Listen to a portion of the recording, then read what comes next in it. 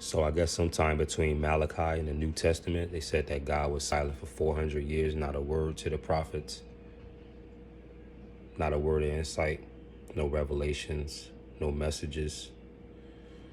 And I think on a historical level, this was about a regime change.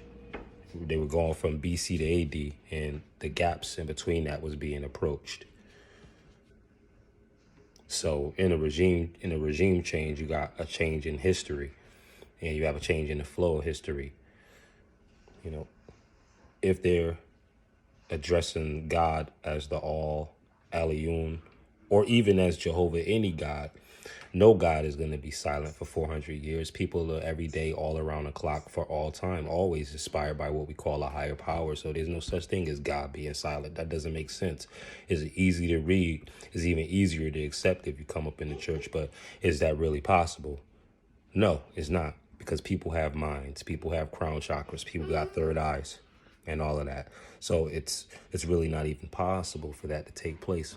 But no, that was more of a theological, economic, and historical change that took 400 years to recalibrate. It took 400 years to go from Jewish customs to Christian customs. It took 400 years to go from Israelites to Judeans, Nazarites, etc.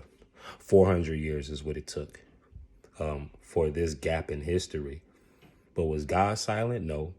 It's just that people decided maybe not to write inspirationally for 400 years. Maybe they decided, should we be a theocracy or should we be a democracy for 400 years? Because Rome is the beginning of what we call democracy. But before that, it was all about theocracies.